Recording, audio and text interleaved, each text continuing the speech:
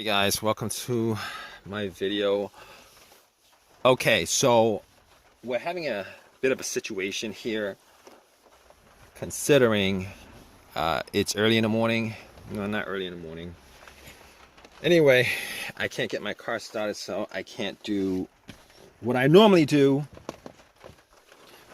So basically, I got up, I went to my car, tried to get it started, and guess what?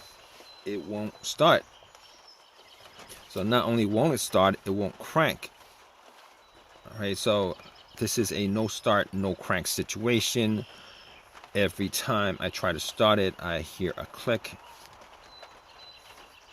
And now this is not the first time I've had this situation with this car, because it's kind of occurred twice over the last couple months. But every time it occurred, I was able to get it to crank after trying it so many times. Unfortunately, I tried it about 20 times and it's not doing anything at all. Now, here's the kicker to it, because everything else works. I mean, I get in, the remote works, I get in, I hear all the all the chimes, all the sounds, etc., etc. Try to start it, I hear all the sounds, the dash light up. Everything seems a-okay, except when it gets to the cranking stage, it won't crank. So anyway, I thought maybe I left the lights on, but the lights weren't left on at all. So just to check on the battery, I actually turned the headlights on, went out, looked at the headlights, and tried to figure out whether the batteries were bad. The batteries were not bad as far as I thought anyway. I went out, looked at the lights were pretty bright. I popped the hood and I was checking out the battery terminals, and this is pretty much probably the first thing you should do in these kind of situations. Most of the time it's just the battery, the terminals are dirty or whatever. And I didn't do that last time because it cranked up after so many tries. Anyway, looking at the battery, I noticed that the terminals were a little bit dirty. And because they were dirty, I was like, all right, let's clean them up. And they were a bit loose too. I was able to wiggle them. So I took the terminals off, had a metal brush, brushed it off, brushed both of them off. There was some white bluish stuff on there, brushed it off, popped it back in, and bolted them on pretty darn good. Bolted them on pretty good so that they were tight. Went back and tried to start it, and guess what? Did not do a thing. Now, if you guys got to this stage and it worked for you, congratulations, easy fix. But it didn't work for me. So I was scratching my head after that. Okay, maybe the battery's weak. But if the battery was weak, I would still be able to at least get a slow crank out of it. Like a slow crank. It wouldn't just turn over. So I was like, weirder things have happened. Let's boost the battery. So I have a booster pack that I bought from Walmart. Well, actually, I bought one from Walmart, but I did get another booster pack from Harbor Freight, which is the one I use for it. And I got that because of what's been happening over the last 2 months. I put the booster pack on there and turn it on. And I was like, okay, this should start it. Maybe I just need to change my battery. Turn it on. Try to turn it on, and nothing. Still the same thing. No issues whatsoever. So, all right, at that point, even if the booster pack was kind of low on voltage, which it wasn't, it was all the way up to 4. That's the first time I used it. And I'm like, okay, All right, we can eliminate the battery being the problem, not the battery. So I'm scratching my head. I'm like, okay, not the battery. Definitely not the alternator at this point, because if it was the alternator, the booster pack would have jump started the car. And then as soon as I took the booster pack off, it would have died. So if you guys in a situation where you guys think it's the alternator, just know that like 99% of the time your car will die out. Well, will die out with the car running if it was the alternator. And then to test that out, you guys would just jump it, and then the car would start, and then you would take the cables off, and then the car would die out. So it wasn't the alternator. I know 100% for a fact it wasn't the alternator. I know 100% fact it's not the battery. None of those two things. Okay, so I'm thinking to myself, not the alternator, not the battery. What could it be? So I was like, okay, let's move on. Let's move on. Maybe it's the ground wire, because a ground wire, bad ground wire, a disconnected ground wire, not strong enough ground will cause these kind of situations to occur. So I was looking and trying to figure out where the ground led to the frame of the car. And normally the main ground would be the negative line from the battery terminal. It would ground to the frame of the car. And that was fine. It wasn't disconnected. It was bolted on tight. I didn't see too much rust on it. You know what? I kind of just threw that aside. I just thought it was a given that it was not the ground wire that was the problem. Fine. So at this point, it's not the battery, it's not the alternator, it's not the ground wire. Okay, maybe it's the ignition. Possible it's the ignition. And I didn't think it was the ignition or the key fob, to be honest with you. Did not think it was any of those things. Not that I actually did do a thorough check on that, but but I did change the key fob, the battery on the key fob recently, so I don't think that's the case. So I'm like, okay, let's move on to the fuses and the relays. Now, could it be one of the fuses or the relays? Okay, so basically, I know it's got nothing to do with the fuel pump relay or the fuel pump itself, considering in those instances, for the most part, it will not start, but it will crank. And I don't hear a crank. So, could it be the relay? Could it be the starter relay? Could it be the starter relay? I was thinking to myself, maybe it could be the starter relay, but then again, I figured, had the hood up, every time I try to start it, I would hear a click, like a click, like a click, like a click. Now, normally that's what the relay does, all right? If you don't hear a click, that means the relay isn't working. But I do hear a click, so there is electricity going to the relay to the starter. And I'm thinking to myself, all right. So it's probably not the relay. So moving on, I cancel that out, not the relay. If you hear it clicking, every time you try to turn it on, it'll click once. Probably not the relay. So I'm thinking to myself,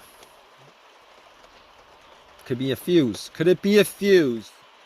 Could it be a fuse?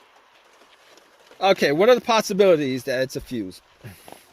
Now, just going off the top of my head, I've had a couple instances where a fuse caused a car not to start. Car that I had not to start.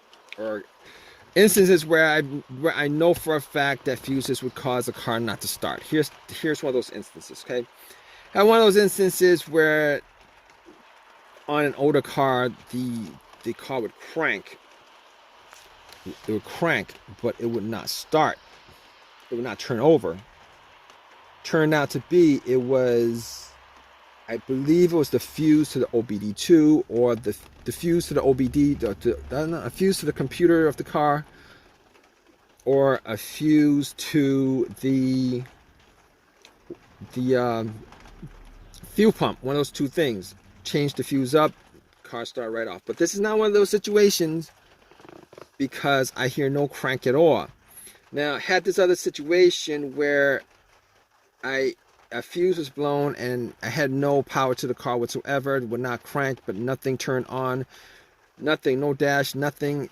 It was as if the battery was taken out of the car, and there was nothing. So it turned out it was a main fuse, and it was a common feature in a lot of Hondas and Acuras. Main fuse that was blown, changed the main fuse, the car, everything worked, turned on, everything. So it was not that situation. It was not that situation, all right? Now, the last thing I figured was maybe it could be the car's computer. Perhaps it's the car's computer. So I had like an OBD2 that I had purchased from Walmart for 19 bucks. And I was thinking to myself, let's plug it in. Because I know for a fact that OBD2 will not tell you these no starts issues. Not a regular one anyway. For the most part, most OBD2 that you buy, unless it's like those $2,000 OBD2s or whatever. Anyway, I had this little $19 computer OBD2 that I bought from Walmart. If you guys don't know what that is, it's the little computer that hooks up to your car's computer, and normally there's a slot under the steering wheel, or the driver's side compartment under there. You could plug it in, and then you could do your little test. Plugged it in, and I was hoping that it wasn't the car's computer, because that would be a bigger issue than any of those other issues, because then you'd have to change out the computer and all that crap, and trying to figure out like which wire is the problem, short, whatever. Anyway, I was like, let's plug it in and see if it gives me anything. And it did give me, it plugged in, it connected, it ran its little test. Nothing came up, no codes, nothing on there came up. It says no codes, and at that point I was like, okay. I assumed at that point that it was probably the starter that was the problem. So I had to do some work as far as figuring out whether it was a starter that was the problem. I did take off the relay, did the pin test. You guys don't know what the pin test is, you guys can do a direct jump on the starter from the relay socket. There are videos on it. I did that test, and it did not jump. The starter did not do a single thing. And I was 99% sure it was a starter. 99% sure it's a starter. Rule out everything else. And I did eventually take a fuse tester, test out all the fuses, and it wasn't any of the fuses, not the relay. And I eliminated pretty much everything. I didn't do the whole ignition thing. But anyway. So I knew it was probably the starter. Went and did some work on it. Took out everything, got to the starter.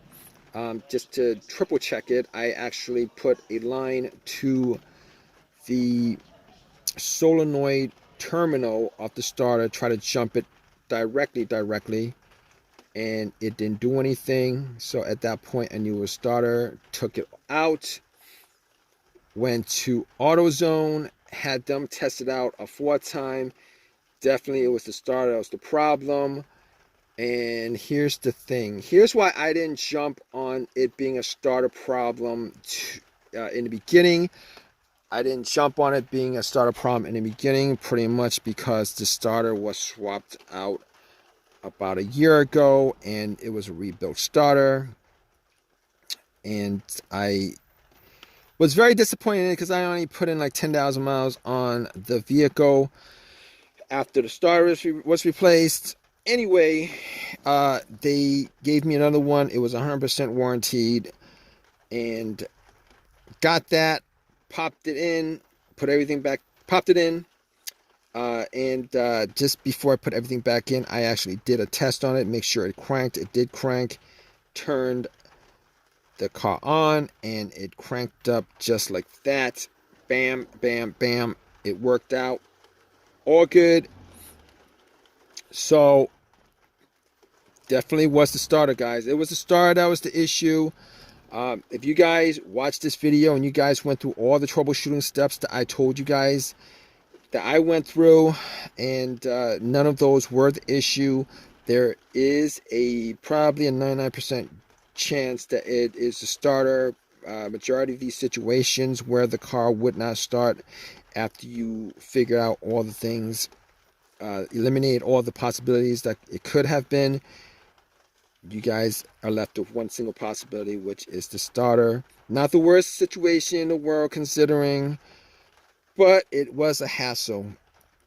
Anyway, I hope this has helped you guys out. If you guys can, please give me a thumbs up. Please subscribe. Please leave a message in the message comment section. All right, guys. Hope, whatever situation you guys in, obviously, if you guys are watching this video, it's because you guys are looking for a fix for your situation. Hope that this has fixed your situation. All right, guys. Take care.